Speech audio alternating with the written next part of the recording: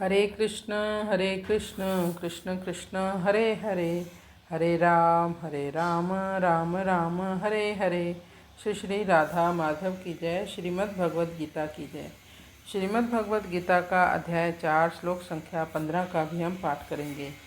एवं ज्ञात्वा कृतं कर्म पूर्वैरपि मुमुक्षुभिः कुरु कर्मैव तस्मात् त्वं पूर्वै पूर्वतरं कृतम्। एवं ज्ञात्वा कृतं कर्म पूर्वैरपि मुमुक्षुभिः कुरु कर्मैव तस्मात् त्वं पूर्वै पूर्वतरं कृतम्।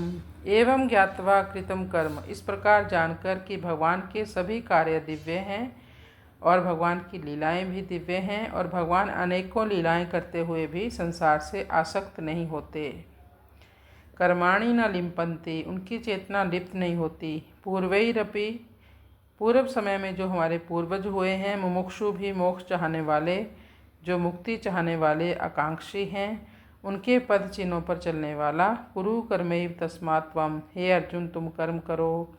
पूर्वै पूर्वतरम कृतम, जैसे विवस्वान ने कर्म किए, जैसे इक्ष्वाकु ने कर्म किए, जैसे मनु ने कर्म किए। इस अध्याय के प्रारंभ में ही भगवान ने इन राजाओं के नाम लिए थे। जैसे जनक महाराज थे, उन्होंने कर्म किए, इतने बड़े बड़े सम्राट हुए, फिर भी संसार से बिल्कुल भी निर्लिप्त रहते थे। अब एक राजा के पास कितने कार्य होते हैं, सभी राज्य का कार्यभार उन्हीं के सिर पर होता है। सभी कार्यों को करते हुए भी उनकी चेतना जैसे कमल का फूल होता है ना, जल में रहते हुए भी निर्लेप रहता है। जैसे कोई काजल की कोठरी में से भी निकल आए और काजल का एक भी दाग उसके ऊपर ना लगे, ऐसे ही ये राजा गण संसार में नाना प्रकार के कार्यों को करते हुए अपने कर्तव्यों का ठीक ठीक निर्वाह करते हुए भी कभी संसार में लिप्त नहीं थे, हमेशा निर्लेप रहे, आसक्ति से शून्य थे। तो भगवान यहाँ कहते हैं कि तुम भी इसी प्रकार युद्ध रूपी कर्तव्य का पालन करो।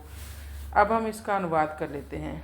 पूर्व काल के मुमुक्षुओं ने भी इस प्रकार मुझे अकर्ता फल आकांक्षा से मुक्त जानकर कर्म किए हैं, इसलिए तुम भी ऐसे पूर्वजों के द्वारा प्राचीन काल से किए जाने वाले कर्मों को ही करो।